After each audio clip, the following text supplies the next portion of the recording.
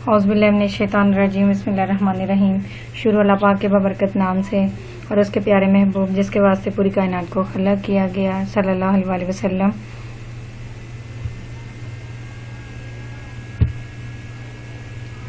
एक गिद्ध और चील की एक छोटी सी कहानी आपके साथ शेयर करना चाहूँगी। एक दफ़ा एक गिद्ध ने कहा कि दुनिया में मुझसे ज़्यादा किसी की नज़र तेज़ नहीं हो सकती। चील ने कहा ऐसी डींगे नहीं मारनी चाहिए, मुझे तो यकीन नहीं आता कि तेरी नज़र मुझसे भी ज़्यादा तेज़ है। गिद्ध इतरा कर बोला, देखो गंदम का दाना ज़मीन पर पड़ा है, क्या तू इसे देख सकती है? चील हैरान होकर इसका मुँह तकने लगी और फिर कहने लगी कि इसका क्या सबूत है कि तू सच कह रहा है। गिद्ध ने चिल्ला कर कहा, इसका सबूत पेश करना भला कौन सा मुश्किल काम है। ये कहकर वो अपनी उड़ान उड़ा और नज़र की तेज़ी के घुमंड में गंदम के दाने पर झपटा।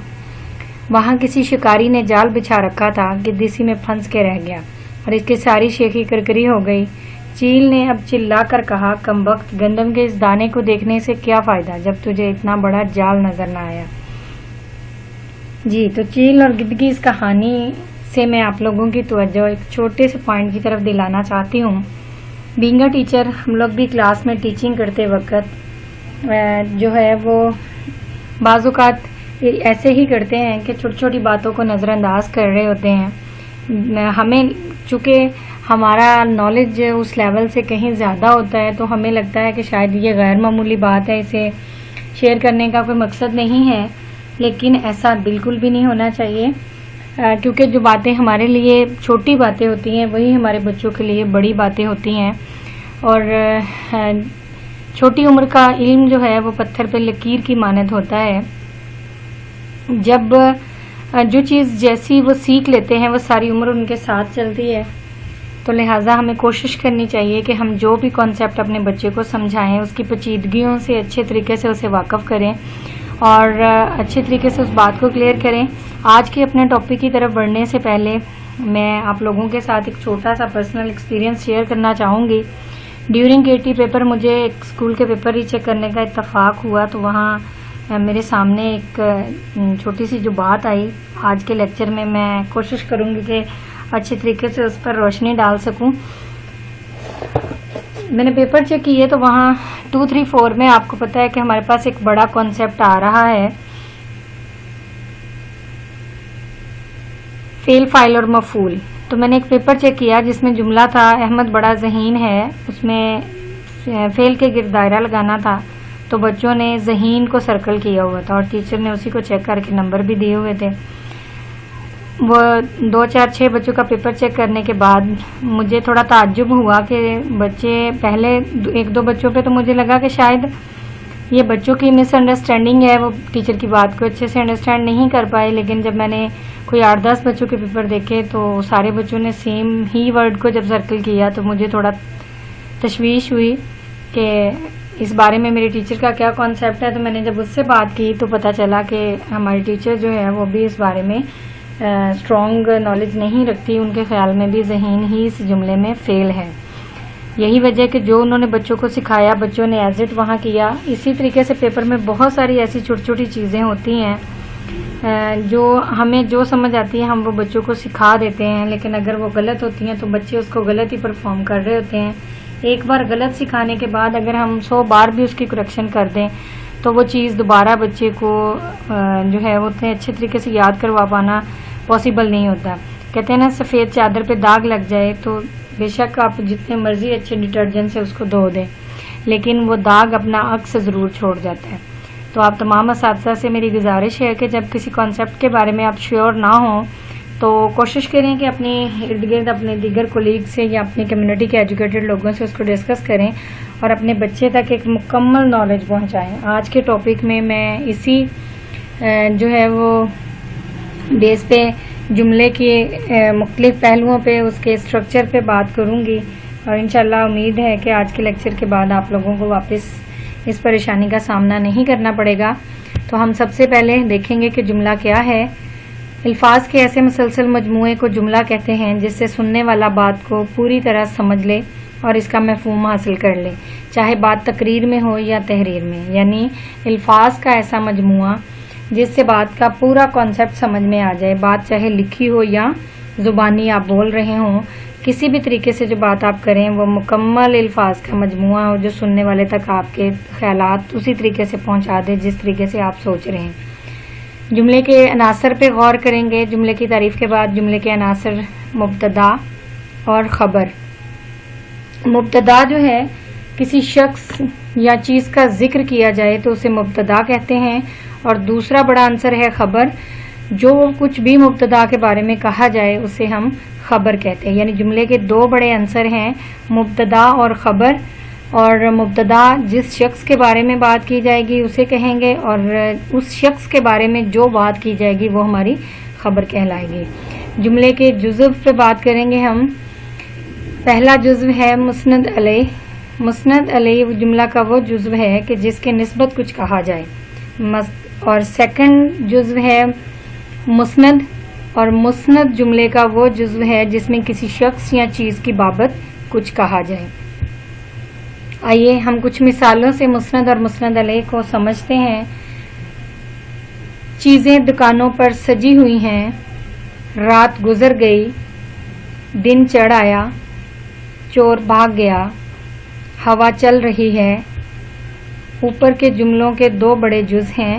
پہلا جز مثلاً چیزیں، رات، دن، چور اور ہوا، یہ وہ چیزیں ہیں جن کی بابت کچھ کہا گیا ہے، تو جملے کے ایسے جز کو مسند کہتے ہیں۔ سیکنڈ نمبر پہ ہم دیکھیں گے دکانیں دکانوں پر سجی ہوئی ہیں، گزر گئی، چڑھ آیا، بھاگ گیا اور چل رہی ہے۔ ایسے الفاظ ہیں جن میں مسند کے بارے میں کچھ کہا گیا ہے، ایسے جزو کو مسند علیہ کہتے ہیں۔ اب ہم جملے کی ترکیب کے لحاظ سے جملے کی اقسام دیکھیں گے۔ باللحاظ ترکیب جملے کی دو قسمیں ہیں۔ پہلی قسم ہے مفرد جملہ۔ مفرد جملہ ایسا جملہ ہے جس میں ایک مسند اور ایک مسند علیہ ہوتا ہے۔ مثال کے طور پہ احمد لکھتا ہے، خواجہ کھاتا ہے وغیرہ۔ سیکنڈ جملے کی قسم باللحاظ ترکیب مرکب جملہ ایسا جملہ ہوتا ہے جس میں دو یا دو سے زیادہ مفرد جملے مل کر ایک مفہوم یا خیال کو ظاہر کریں۔ مثال کے طور پہ ساجد اگر نہیں گیا تو میں بھی نہیں جاؤں گا۔ یہاں آپ نے دیکھا کہ سمپل مسند اور مسند علیہ ہے، یہاں دو جملے مل کے اپنی بات کا مفہوم دے رہے ہیں۔ مرکب جملے کی مزید دو قسمیں ہوتی ہیں۔ پہلی قسم مرکب مطلق۔ مرکب مطلق ایسا جملہ ہے جس میں ہر مفرد جملہ جداگانہ برابر کی حیثیت رکھتا ہے اور معنی کے لحاظ سے دوسرے کا محتاج نہیں ہوتا۔ مثال کے طور پہ احمد آیا اور شیر چلا گیا، یہ مرکب مطلق جملہ ہے۔ اس میں اگر میں دونوں جملوں کو الگ بھی کر دوں تو احمد آیا، شیر چلا گیا، دونوں جملے اپنا معنی و مفہوم برقرار رکھے ہوئے ہیں۔ اگر ان دونوں کو اکٹھا کر دیں تو احمد آیا اور شیر چلا گیا تو دونوں مل کے ایک معنی و مفہوم دیں گے، تو ایسے جملے کو ہم کہتے ہیں مرکب مطلق۔ مرکب جملے کی دوسری قسم مرکب ملتف ہے۔ مرکب ملتف ایسا جملہ ہے اس کا اس وقت تک مطلب سمجھ نہیں آتا جب تک اس جملے میں ایک جملہ اصل اور باقی جملے اس کے متحد ہیں۔ جب تک اصل جملہ ذیلی جملے کے ساتھ مل کے نہیں آئے گا تب تک وہاں مطلب پورا نہیں ہو سکتا۔ مثلاً وہ کتاب جو گم ہو گئی تھی مل گئی ہے، اس میں وہ کتاب مل گئی اصل جملہ ہے اور جو گم ہو گئی تھی ذیلی جملہ ہے۔ معنی اور مطلب کے لیے دونوں کا ہونا ضروری ہے۔ دونوں میں سے اگر کوئی ایک جملے کا حصہ نہیں ہوگا تو ہم اپنی بات اچھے سے نہیں سمجھا پائیں گے۔ جملے کی اقسام باللحاظ معنی کے لحاظ سے جملے کی دو قسمیں ہیں۔ پہلی قسم جملہ خبریہ۔ جملہ خبریہ ایسے جملے کو کہتے ہیں جس میں کسی واقعہ کی حالت کی خبر ملے، مثلاً عادل آ گیا، فرید چلا گیا اور خواجہ چلاک ہے وغیرہ۔ دوسری قسم ہے جملہ انشائیہ۔ انشائیہ ایسے جملے کو کہتے ہیں جو کسی حکم یا استفہام یا انبساط یا تعجب، تنبیہ اور دعا وغیرہ جیسے جذبات کو ظاہر کرے۔ مثال کے طور پہ کاش وہ آگے آتا، یہ کام کرنا اچھا نہیں، ماشاء اللہ کیا خوب بات کہی ہے وغیرہ۔ یہ جملہ کی دو اقسام ہیں معنی کے لحاظ سے، پہلی خبریہ اور دوسری انشائیہ۔ خبریہ میں ہم کسی واقعہ یا حالت کی خبر ملتی ہے ہمیں، اور انشائیہ میں ہم تعجب، تنبیہ، دعا وغیرہ جیسے جذبات کا اظہار کرتے ہیں۔ सनद के लिहाज से जुमला की इकसाम। सनद के लिहाज से जुमला की दो किस्में हैं। पहली किस्म जुमला इस्मिया और दूसरी जुमला फेलिया। हम जुमला इस्मिया को देखेंगे। जुमला इस्मिया ऐसे जुमले को कहते हैं जिसमें मुस्नद और मुस्नद अलैह दोनों इस्म हों और इनके आखिर में फेल नाकस आए। मिसाल के तौर पे इमरान बड़ा ज़हीन है, इस जुमले में इमरान मुस्नद अलैह, बड़ा ज़हीन मुस्नद और फेल नाकस है। जुमला इस्मिया के बड़े अज्जा पे गौर करेंगे। जुमला इस्मिया के बड़े अज्जा 3 हैं। पहला मुब्तदा, दूसरा खबर और तीसरा फेल नाकस। सबसे पहले हम देखेंगे मुब्तदा क्या होता है। मुब्तदा मुस्नद अलैह को मुब्तदा कहते हैं। जैसे इमरान बड़ा ज़हीन है में इमरान मुब्तदा है। खबर दूसरी बड़ा जुज़ इसका मुस्नद को खबर कहा जाता है। जैसे इमरान बड़ा ज़हीन है में बड़ा ज़हीन खबर है। फेल नाकस तीसरा उसका बड़ा जुज़। फेल नाकस वो फेल होता है जो किसी काम के पूरा होने को ज़ाहिर नहीं करता, यानी इसमें किसी काम का होना या करना नहीं पाया जाता। मिसाल के तौर पे असलम बीमार है, अकरम दाना था, इरफान बहुत चालाक निकला, चांद तलू हुआ। इन जुमलों में है, था, निकला और हुआ ऐसे फेल हैं जिनसे पढ़ने लिखने और खाने पीने की तरह किसी काम के किए जाने या होने का तसव्वुर नहीं मिलता। चंद अफ़ाले नाकस पे, है, था, थे, थी, हुआ, होगा, हुए, होंगे, हो गया, हो गए, बन गया, बन गए, निकला, निकले और निकली वगैरह जो आम इस वक्त किताबों में इस्तेमाल हो रहे हैं, ये चंद अफ़ाले नाकस की मिसाल है। इसके बाद हम जुमला इस्मिया की पहचान कैसे करेंगे। सबसे पहली पहचान कि अगर फेल नाकस है तो जुमला इस्मिया है, अगर फेल ताम है तो जुमला फेलिया होगा। जुमला इस्मिया में 2 इस्म होते हैं, दोनों इस्मों में एक मारफा और दूसरा नकरा होता है। मारफा को मुब्तदा और नकरा को खबर कहते हैं। तीसरी बड़ी पहचान एक इस्म ज़ात होती है इसमें और एक इसमें सिफ्त। ज़ात को मुब्तदा और सिफ्त को खबर कहते हैं। बाज़ औक़ात दोनों इस्म मारफा में आ जाते हैं तो पहले को मुब्तदा और दूसरे को खबर कहते हैं। बाज़ औक़ात दोनों इस्म नकरा होते हैं और दोनों में से जो ज़्यादा ख़ास होता है वो मुब्तदा कहलाता है और जो कम ख़ास होता है उसको हम खबर कहते हैं। जी, आगे हम जुमला फेलिया को देखेंगे। जुमला फेलिया ऐसा जुमला है जिसमें मुस्नद अलैह इस्म हो और मुस्नद फेल। जुमला फेलिया में फेल नाकस की बजाय फेल ताम आता है जिससे काम का तसव्वुर वाज़िया हो जाता है। मिसाल के तौर पे सलीम दौड़ा, असलम आया, हिना ने किताब पढ़ी, अकरम ने नमाज पढ़ी वगैरह चंद जुमला फेलिया की मिसालें हैं। जुमला फेलिया की पहचान हम कैसे करेंगे, इससे पहले मैं आपके साथ शेयर करना चाहूँगी कि जैसा हमने पहले देखा फेल नाकस, हमने जुमला फेलिया में देखा कि फेल नाकस की बजाय यहाँ फेल ताम आता है और फेल ताम उस फेल को कहते हैं जिसमें काम का तसव्वुर वाज़िया हो जाता है। अब हम फेलिया जुमले की पहचान देखेंगे। इसमें सबसे पहले फ़ाइल आता है। मुस्नद अलैह को फ़ाइल कहा जाता है। जैसे सलीम ने नमाज पढ़ी, इस जुमले में सलीम फ़ाइल है।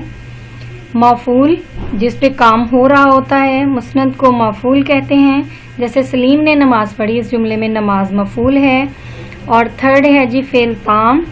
फेल ताम आखिर में आने वाले फेल को फेल ताम कहते हैं। जैसे सलीम ने नमाज पढ़ी, इस जुमले में पढ़ी फेल ताम है।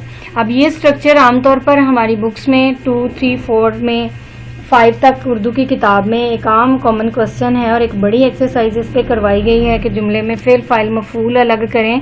अब बाज़ जगहों पे फेल ताम का इस्तेमाल किया गया है और बाज़ जगहों पे फेल नाकस का इस्तेमाल किया गया। अब हमें बच्चों को समझाने की ज़रूरत है कि किस सूरत में ये फेल ताम कहलाएगा और किस सूरत में ये फेल नाकस है। जी, जुमला फेलिया। जुमला फेलिया इस जुमले को कहते हैं जिसमें मुस्नद अलैह इस्म या फ़ाइल और मुस्नद फेल हो। मसलन अहमद ने खाना खाया, इसमें अहमद फ़ाइल या इस्म, खाना मफ़ूल और खाया फेल है। ये एक और हमने जुमला फेलिया की एग्जाम्पल देखी। इसके बाद जुमला फेलिया के जो अरकान हैं, फ़ाइल वो इस्म जिसकी ज़ात पे फेल वाक़या हो, मफ़ूल वो इस्म है जिस पर फ़ाइल का फेल वाक़या हो और फेल वो काम जो फ़ाइल से सादर हो, यानी फ़ाइल से मुराद सब्जेक्ट जो काम कर रहा है वो फेल कहलाएगा और जिस पे काम कर रहा होगा वो मफ़ूल कहलाएगा। फेल ताम वो फेल जिससे जुमले की तकमील हो। जुमला फेलिया को कैसे पहचानेंगे? सबसे पहले फेल पर नजर रखेंगे। अगर फेल ताम है तो जुमला फेलिया होगा, और अगर फेल नाकस है तो जुमला इस्मिया होगा। अगर जुमला में फेल लाज़म होगा तो जुमला फाइल पर ख़त्म होता है। अगर फेल मतदी हो तो मफूल ज़रूर आता है।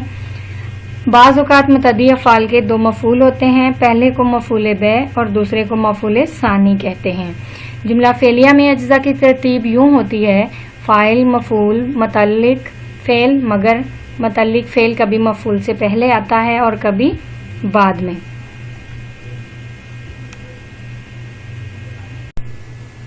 जी, तो हम अब अपने आज के लेक्चर के दूसरे पार्ट की तरफ बढ़ते हैं।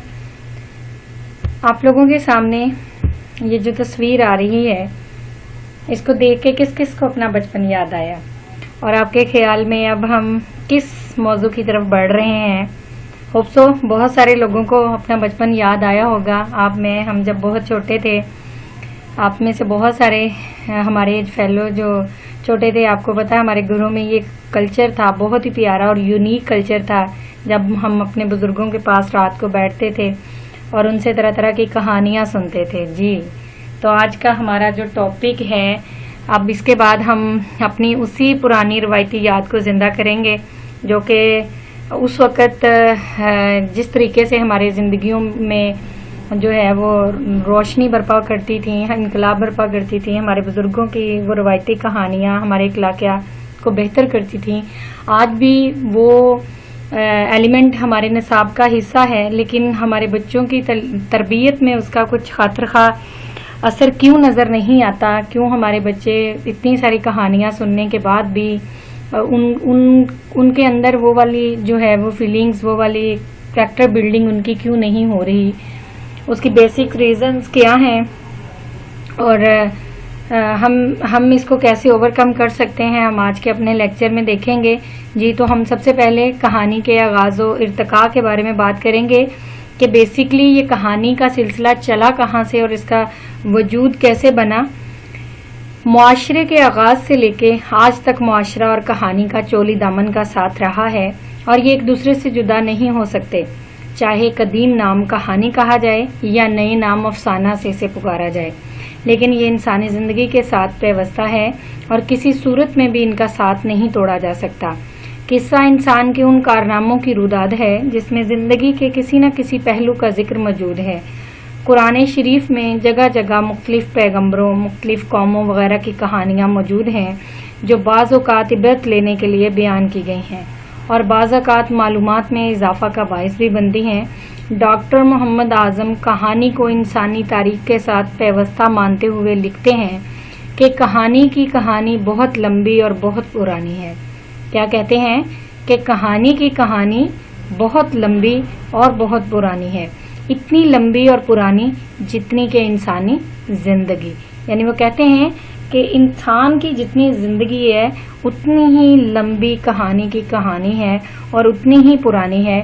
तो इस तरह से ये कहना गलत ना होगा कि इंसान जिस दिन पैदा हुआ, कहानी का वजूद उस दिन से उसके साथ जुड़ गया और आज तक चला आ रहा है। कहानी हर ज़माने, हर कौम, कबीले में किसी न किसी सूरत में मौजूद रही है, क्योंकि इसकी शक्ल मुख्तलिफ औकात में मुख्तलिफ रही, लेकिन फिर भी ये अपने वक्त की तर्जमानी करती रही है। एक मुसलमान की हैसियत से अगर हम बगौर मतालिया करें तो हमारे पास जो मुकम्मल और दुनिया की पहली कहानी कुरान पाक में महफूज है और जिसमें किसी किस्म के शक व शुबा की गुंजाइश नहीं, वो हज़रत आदम अलैहिस्सलाम और बीबी हव्वा की है, जिनको शैतान ने, जो इंसानों का खुल्लम खुला दुश्मन है, वर्गलाया और अल्लाह के हुक्म के खिलाफ शैतान ने इन्हें गंदम का दाना खाने पर उकसाया। अल्लाह ने नाफरमानी के बाइस दोनों को जन्नत से बाहर निकाल दिया। यही कहानी मुसलमानों के नज़दीक सबसे पहली और सच्ची कहानी मानी जाती है। जी, तो आप सब भी उम्मीद है इस बात से इत्तफाक करते होंगे। बीइंग अ मुस्लिम हमारा ईमान है कि हज़रत आदम और हज़रत हव्वा अलैहिस्सलाम की कहानी, जिसका खुल्लम खुला कुरान पाक में इजहार किया गया, और बेशक ये इंसानों के लिए इबरत है। अल्लाह ताला के जो है नाफरमानी पे किस तरह की सज़ा मिल सकती है, या अगर हमसे गलती हो गई है तो हम अपनी गलती का मदावा किस तरीके से कर सकते हैं। ہر کہانی کے پیچھے کچھ نہ کچھ جو ہوتے ہیں وہ بنیادی مقاصد ہوتے ہیں. تو اس کہانی کے پیچھے بھی حضرت آدم اور حوا علیہ السلام کی کہانی کے پیچھے بھی اللہ تعالیٰ نے کچھ مقاصد مقصود رکھے تھے. وہ جو ہے انسانیت کو درس دینا چاہتے تھے کہ اللہ تعالیٰ کی نافرمانی جو ہے وہ کسی صورت قابل قبول نہیں. وہ وحدہ لا شریک ہے اور جو ہے وہ وہی حرف آخر ہے. اور اگر خدا نخواستہ ہم سے اس کے حکم کی خلاف ورزی ہو جاتی ہے تو پھر کس طریقے سے ہم اس سے مغفرت طلب کرتے ہیں اور یوں پھر سے ہم اس کے نیک کار بندوں میں شامل ہو جاتے ہیں. وہ غفور الرحیم ہے اور ہماری توبہ کو قبول بھی فرماتا ہے اور ہمیں اپنے نیک پاک بندوں میں شریک کرتا ہے. جی، کہانی کی اہمیت و افادیت. ہم نے کہانی کا آغاز و ارتقا دیکھا. اب ہم کہانی کی اہمیت و افادیت پہ بات کریں گے. کہتے ہیں کہ سکندر نے محض 32 سال کی عمر میں یونان کے صدیوں پرانے دشمن فارس کو گھٹنے ٹیکنے کے لیے مجبور کر دیا تھا اور تہذیبیوں کا مرکز کہلائے جانے والے مشرق وسطیٰ پر حکومت قائم کر لی تھی. محض 32 سال کی عمر میں. آج جس عمر میں انسان بمشکل زندگی کو سمجھ پاتا ہے، سکندر نے اس عمر میں یونان کو فتح کر لیا تھا اور اس کے بڑے دشمن کو گھٹنے ٹیکنے پہ مجبور کر دیا تھا اور پورے مشرق وسطیٰ پہ اس نے اپنی حکومت قائم کر لی تھی. سکندر کے عظیم بننے اور کامیابی حاصل کرنے میں جو بڑا رول تھا ان کے استاد ارسطو کی تعلیم کا تھا. یعنی ہر دور میں استاد جو ہے وہ نایاب ہیں، اہمیت کے حامل رہے ہیں اور ہر کامیاب شاگرد کی اگر داستان آپ پڑھیں گے تو اس کے پیچھے استاد کی تعلیم کا بڑا رول آپ کو ملے گا. اسی طریقے سے اسکندر اعظم کے عظیم بننے کے پیچھے بھی ان کے استاد ارسطو کی تعلیم کو جو ہے وہ کلیدی حیثیت حاصل رہی ہے. لیکن کیا آپ جانتے ہیں کہ ارسطو نے سکندر کو ایسا کیا سکھایا کہ اس نے محض 32 سال کی عمر میں یونان کے صدیوں پرانے دشمن کو گھٹنے ٹیکنے پہ مجبور کیا اور مشرق وسطیٰ پر اپنی حکومت قائم کی. جی، تو آج ہم دیکھیں گے کہ ارسطو نے سکندر کو ایسا کیا سکھایا تھا. جی، ارسطو نے سکندر کو ایک کہانی سنائی تھی اور یہ کہانی حقیقت اور فسانے کے امتزاج سے بنی تھی. وہ کون سی ایسی کہانی تھی جس نے ارسطو کو، سکندر کو جو ہے وہ اتنی بڑی بڑی فتوحات کرنے پہ مجبور کیا؟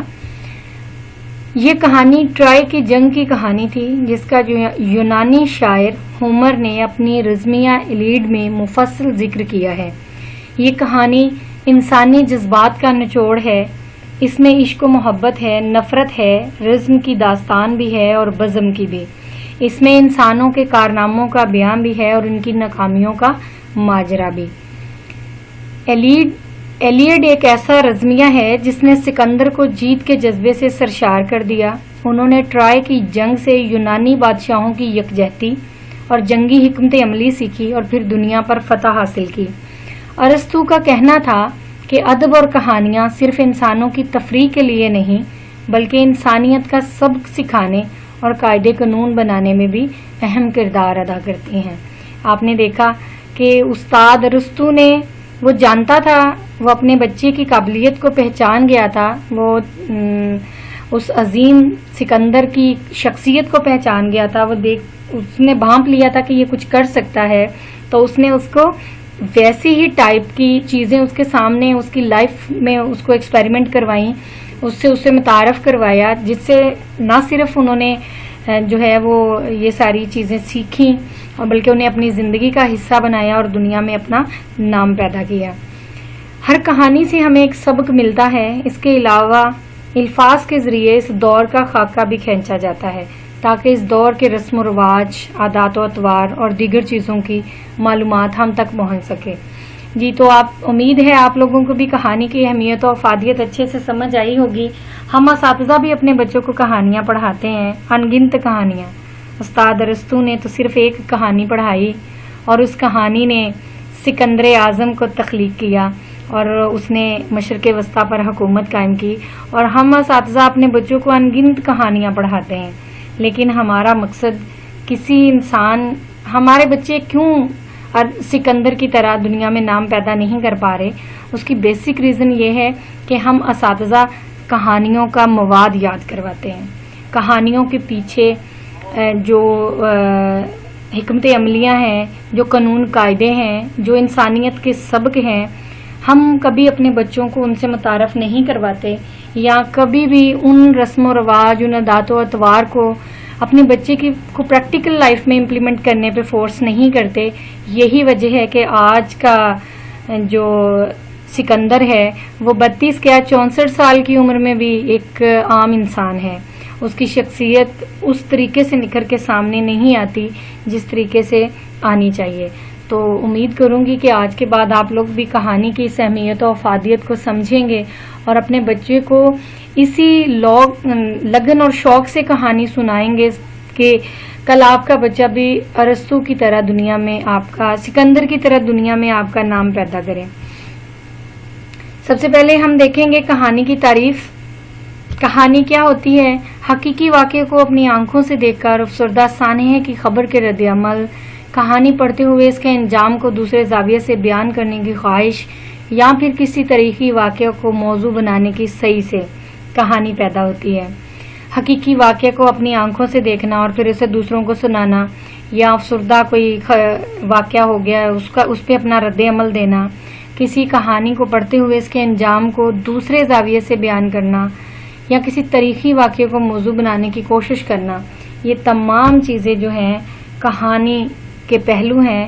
کہانی بیسیکلی انہی چیزوں کا نام ہے جن واقعات کو ہم اپنے لفظوں میں ڈھالنے کی کوشش کرتے ہیں۔ تو سیکنڈ ون ہم دیکھیں گے جی، مقاصد تدریس، کہانی پڑھانے کے پیچھے مقاصد کیا ہیں۔ جیسے میں نے پہلے بھی بولا، ہر چیز کو پڑھانے کے کچھ عمومی مقاصد ہوتے ہیں اور کچھ خصوصی مقاصد ہوتے ہیں۔ یہاں ہمارا سب سے پہلا مقصد کہانی نویسی کے اصول و ضوابط کا اعادہ، تخلیقی صلاحیتوں میں نکھار، انفرادی طور پر کہانی لکھ سکیں بچے، اس کے بعد بچوں کی اخلاقیات میں بہتری لائی جا سکے۔ یہ ہمارا جو ہے خصوصی کہانی کے ساتھ خصوصی مقصد جو ہوتا ہے بچوں کے اخلاقیات کی تعمیر ہے۔ تو نیکسٹ ٹائم آپ کہانی پڑھاتے وقت ان پہلوؤں کو ضرور دھیان میں رکھیں گے۔ کہانی کے بنیادی اجزاء دیکھیں گے۔ کسی بھی کہانی کے آغاز و انجام میں 5 بنیادی اجزاء ہوتے ہیں جو درج ذیل ہیں، یعنی کوئی بھی کہانی جو ہے اس کے بنیادی اجزاء 5 ہوتے ہیں۔ پہلا کردار، دوسرا سیٹنگ، تیسرا پلاٹ، چوتھا تنازع اور 5واں حل۔ یعنی ایک مؤثر اور پرتاثیر کہانی لکھنے کے لیے ہمیں جن چیزوں کی ضرورت ہوتی ہے وہ میں نے آپ سے شیئر کی، یعنی 5 بیسک ایلیمنٹس ہیں کہانی کے۔ اگر آپ کو ان پہ گریپ ہے، ان کو صحیح طرح سے استعمال کرنا آتا تو آپ بہت اچھی کہانی لکھ سکتے ہیں۔ اب کہانی میں کردار کی کیا حیثیت ہے؟ کردار بیسیکلی کردار میں کرنا کیا ہوتا ہے؟ اس میں ادیب کہانی کے ہر ایک فرد کا تعارف، نفسیات، حلیہ اور مزاح بیان کرتا ہے۔ ہیرو اور ولن کے روپ میں نیکی و بدی کی نمائندگی کرتا ہے۔ المیہ کرداروں میں موت کو اہم جزو کے طور پہ شامل کیا جاتا ہے تاکہ لوگوں کی ہمدردیاں اس کردار کے ساتھ وابستہ ہو جائیں۔ شیکسپیئر کے اگر المیہ ڈراموں کی اثر پذیرائی بھی اسی کا حصہ ہے۔ Second one, setting.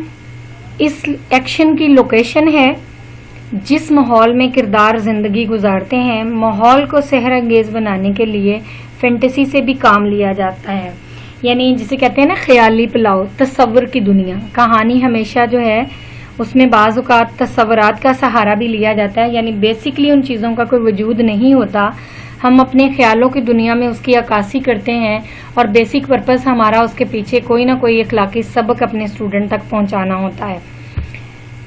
پلاٹ اصل کہانی کا مکمل خاکہ ہے جس کا آغاز، درمیان اور اختتام واضح ہونا چاہیے۔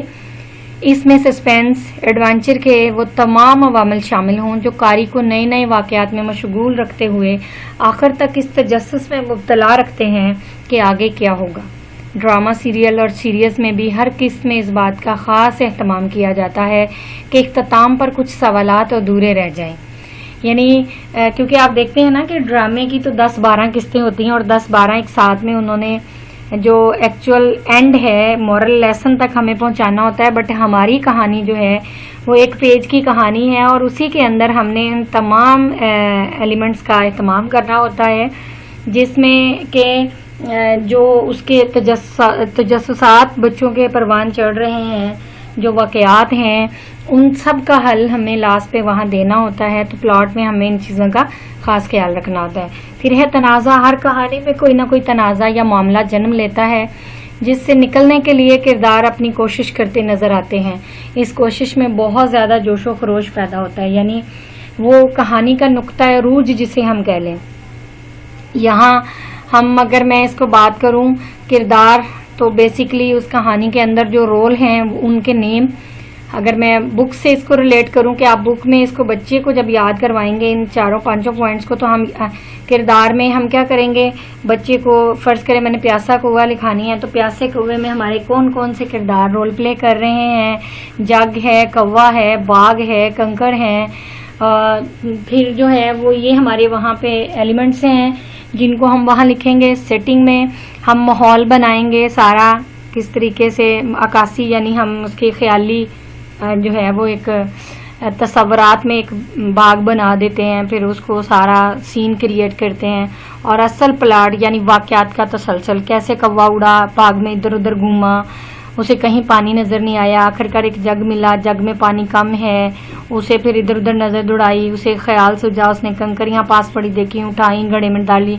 ये बेसिकली वाक़यात का तसलसल है। तनाज़ा, वही तनाज़ा के उसे गड़ा तो नज़र आ गया, यहाँ जग तो नज़र आ गया, लेकिन जग में पानी कम है, ये बेसिकली उसका तनाज़ा है।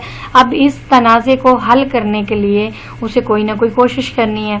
कोशिश वो क्या करेगा, जोशो खरोश से इधर उधर हाथ पाँव मारेगा। उसे कंकरियाँ नज़र आ गई तो उसने क्या किया, जल्दी जल्दी उन कंकरियों को उठा के यके बाद दिगरे घड़े में डालना शुरू कर दी।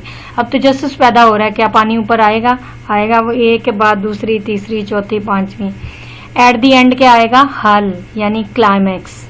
क्लाइमैक्स में क्या होगा, कंकरियां डालते डालते पानी ऊपर आ गया, और ये वो आखिरी नुक्ता है जब कहानी अपने फिक्री इख्तिताम को पहुंचती है। इसे कहानी की थीम भी कहते हैं, या हम इखलाकी सबक भी इसको कह सकते हैं, जहाँ पे हम जो पसे पश्त अपना अमूमी मकसद, खसूसी मकसद अपने बच्चे को सिखाना चाह रहे होते हैं, वो निखर के सामने आ जाता है। यानी बार बार कोशिश करने से आखिर कामयाबी मिल ही जाती है। या ज़रूरत ईजाद की माँ है, जब आपको किसी चीज़ की ज़रूरत महसूस होती है तो फिर आप हाथ पांव मार के उसको पाने के कोई ना कोई तरीक़ाकार भी ढूंढ लेते हैं। तो उम्मीद करती हूँ कि आपको कहानी के 5 एलिमेंट्स अच्छे से समझ में आए होंगे। नेक्स्ट टाइम जब आप कहानी लिखेंगे तो कोशिश करें कि कहानी के किरदारों में बच्चों को डालें, क्योंकि हर वो काम, जैसे मैंने पहले भी बताया कि जिस काम में बच्चा खुद इन्वॉल्व होता है, उस काम में बच्चे की लर्निंग का जो लेवल है वो 80 to 85% होता है। लेकिन वो चीज़ें जो वो सुन देख के सीख रहा होता है, उसमें उसकी लर्निंग उतनी स्ट्रॉन्ग नहीं हो रही होती। लिहाजा जब भी कहानी याद करवाएं तो कहानी के किरदारों में वो रोल डिफरेंट बच्चों को दें और फिर उनसे वो चीज़ें परफॉर्म करवाएं। जब आप क्लास में उनसे वो चीज़ें परफॉर्म करवाएंगे तो आप देखेंगे कि आपके बच्चे जो हैं वो बहुत अच्छे तरीके से उन चीज़ों को जहन नशीन भी कर लेंगे और अच्छे से याद भी रखेंगे, क्योंकि प्रैक्टिकली परफॉर्म करके जो चीज़ें बच्चा सीखता है वो देर पर लर्निंग होती है।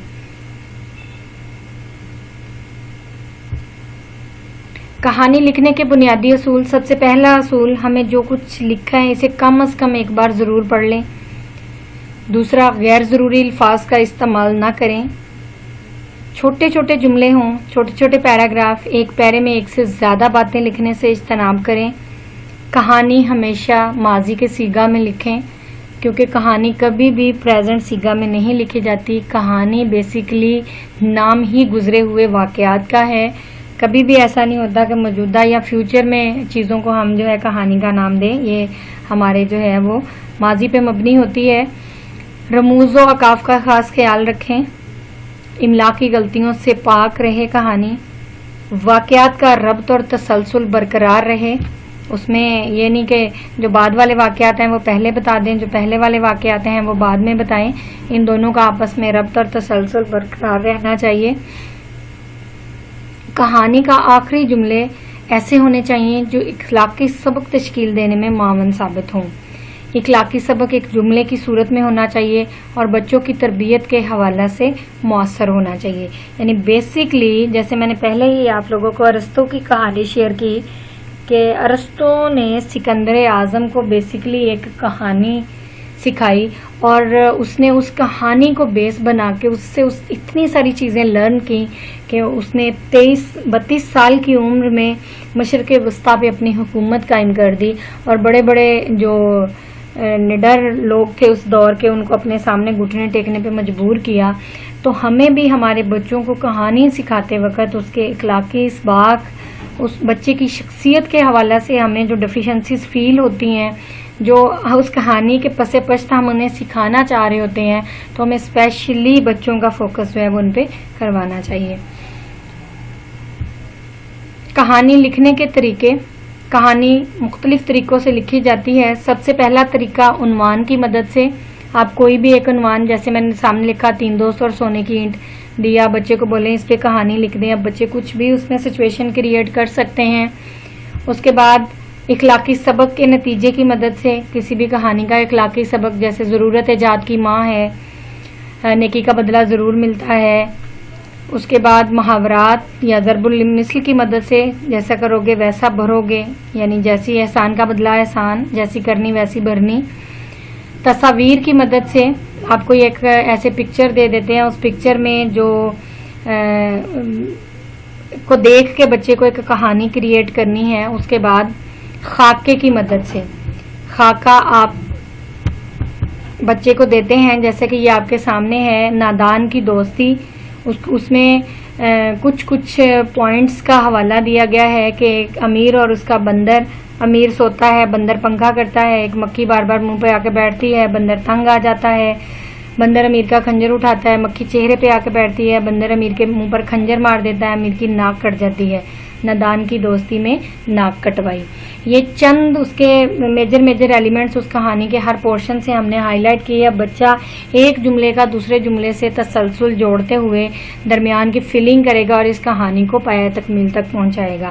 یہ 4-5 ڈفرینٹ میتھڈز ہیں جن کے طریقے سے آپ بچوں کو کہانی لکھنی سکھائیں. کوئی بھی ایک کہانی جب آپ انہیں لکھنی سکھاتے ہیں تو صرف یہی نہیں کہ پیاسا کوا ہے جی بس پیاسا کوا نام سے کہانی 100 بار لکھوائی تو 100 بار. آپ کہانی کو ان 4-5 ایلیمنٹس کے تھرو اس ایک کہانی کو بچے کو کروائیں. کبھی اس کہانی میں ضرب المثل جیسے ضرورت ایجاد کی ماں ہے اس کا اخلاقی سبق دے دیں، کبھی اس کا ٹاپک دے دیں، کبھی اس کی پکچر سٹوری دے دیں، کبھی اسی کہانی کو آپ خاکے کی مدد سے بچے کے سامنے لے آئیں. جب آپ ڈفرینٹ ایلیمنٹس کے ساتھ وہ کہانی بچے کے سامنے رکھیں گے تو انشاءاللہ کوئی نہ کوئی وے ایسا ضرور ہوگا جو بچے پہ اثر کرے گا اور بچہ اس کہانی کو جلد سیکھ جائے گا. جی ہاں جی، اب آ گیا ایکٹیویٹی ٹائم. آپ نے کہانی کے بارے میں دیکھا، کہانی کے بیسک ایلیمنٹس، اس کے اجزاء، کہانی لکھنے کے طریقہ کار. اب آ گیا ایکٹیویٹی ٹائم. آپ سب لوگ تیار ہیں؟ جلدی جلدی اپنی کاپی پینسل پکڑیں. اب ہم ایک آپ کو چیلنج دیں گے کہ کہانی آپ کتنی اچھی کہانی لکھ سکتے ہیں، اور امید کروں گی کہ آپ سب لوگ اس کو ٹرائی بھی ضرور کریں گے، کیونکہ جب تک ہم چیزیں خود پہ امپلیمنٹ نہیں کرتے، جب ہم خود کو اس ایکسپیریمنٹ سے نہیں گزارتے، تب تک ہماری جو اس چیز کو لے کے آگے ٹیچنگ ہے وہ اسٹرانگ نہیں ہو سکتی. تو سب سے پہلے ہم خود ایکسپیریمنٹ کریں گے. آپ سب لوگوں کو میں ایک سچویشن کریٹ کروں گی اور آپ لوگوں نے اس پہ کہانی لکھنی ہے، کہانی کو مکمل کرنا ہے. یہ بھی ایک جو ہے وہ میتھڈ ہے اپنی کلاس میں بچوں کو کہانی جو ہے وہ اور بہتر اور افیکٹو طریقے سے یاد کروانے کے لیے. چلیں جی، تو آپ سب تیار ہیں؟ کہانی کے سب سے پہلے میں آپ کو بتاؤں کہ کوئی کہانی جو ہوتی ہے نا اس کے 3 پورشن ہوتے ہیں. پہلا پورشن کہ کوئی نہ کوئی، جیسے میں نے بولا، ماضی کا کوئی قصہ، واقعہ جس کو ہم مسئلہ کہہ سکتے ہیں، کون کیا کیوں ہوا، یہ سب اس میں آتے ہیں. پھر اس مسئلے کے ہم نے حل تلاش کرنے ہوتے ہیں، پاسبل حل، اس کے پہلا کیا ہے، دوسرا کیا ہے، اور اس کے نتائج کیا نکلے. پہلا حل کیا یہ نتیجہ نکلا، دوسرا حل کیا یہ نتیجہ نکلا، اور لاسٹ پہ اس کہانی کا انجام یعنی اخلاقی سبق ہمارے سامنے آ جاتا ہے. تو اب آپ سب تیار ہیں؟ آپ نے ان تینوں پورشنز کو دھیان میں رکھتے ہوئے آپ کے سامنے ایک سچویشن کریٹ کروں گی جس پہ آپ نے مکمل کہانی لکھنی ہے، اور پھر کامنٹس میں مجھے بتانا بھی ہے کہ آپ کی کہانی کا کیا انجام بنا، آپ نے اس کہانی کے لیے کیا کوششیں کی، کیا نتائج سامنے آئے اور ایٹ دی اینڈ آپ کو اس کا انجام کیا ملا. جی تو کہانی میں مسئلہ ضروری کیا چیز ہے کہ مسئلہ ہمیں پتہ ہو. ہم بچے کو جب مسئلہ بتا دیں گے تو وہ کوئی نہ کوئی ٹوٹکے تو اس پہ لگائے گا نا کہ اس کو ایسے اس سے باہر نکلا جا سکتا ہے، ایسے نکلا جا سکتا ہے. تو آپ کے سامنے مسئلہ یہ ہے جی کہ ایک دن احمد بازار جا رہا تھا، اس نے ایک بزرگ کو لاٹھی ٹیکے سڑک کے کنارے کھڑا دیکھا. اب آگے اس کو کیا مسائل درپیش آئے، ان کے لیے کیا سلیوشن لیے، کیا ان سلیوشن کے کیا نتائج آئے اور ان نتائج نے کس اخلاقی سبق کو پروموٹ کیا. تو جی آپ سب سے پہلے مسئلہ میں نے آپ کو بتا دیا. اب آپ اس مسئلے کے لیے کون کون سی کوششیں کریں گے، اس کے حل کو اپنے پاس لکھیں گے، پھر آپ کے پاس نتائج بن جائیں گے اور ان نتائج کا کیا اخلاقی سبق آپ کے سامنے آتا ہے. آپ سب لوگ لکھ کے مجھے کامنٹس میں ضرور بتائیے گا. امید کرتی ہوں کہ آپ لوگ کو سمجھ آیا ہوگا اچھے سے. کلاس میں بھی اسی انٹرسٹنگ وے سے آپ اپنے بچوں کو کہانی لکھنی سکھائیں گے، اسے انوالو کریں گے تو انشاءاللہ آپ کے بچے کی لرننگ اس پورشن پہ اسٹرانگ ہوگی. اور یہ بہت ہی امپورٹنٹ پورشن ہے according to QAT، according to board exams ہمارے سبجیکٹ کا ایک امپورٹنٹ پارٹ ہے. اگر میں ایگزام سے ہٹ کے بات کروں تو ایک اسٹوڈنٹ کی پرسنالٹی کی تخلیق میں اس کو موٹیویشن دینے کے لیے، اس کی شخصیت میں نکھار لانے کے لیے یہ ایک سب سے اسٹرانگ ایلیمنٹ ہے. تو اس کو ہمیں بہت ہی احتیاط کے ساتھ اپنے بچوں کے ساتھ شیئر بھی کرنا چاہیے اور انہیں سکھانا بھی چاہیے تاکہ ان کی شخصیت میں ہر وہ چیز جو ہم انہیں سکھا رہے ہیں، وہ برائیاں، وہ اچھائیاں جن کی عکاسی ہم کہانی کے تھرو کر رہے ہیں، اگر اچھائی ہے تو وہ ہمارے بچے کی ذات کا حصہ بنے، اگر برائی ہے تو ہمارے بچے کی ذات سے ریموو ہو جائے اور وہ کل کو معاشرے کا ایک پرفیکٹ پرسن بنے.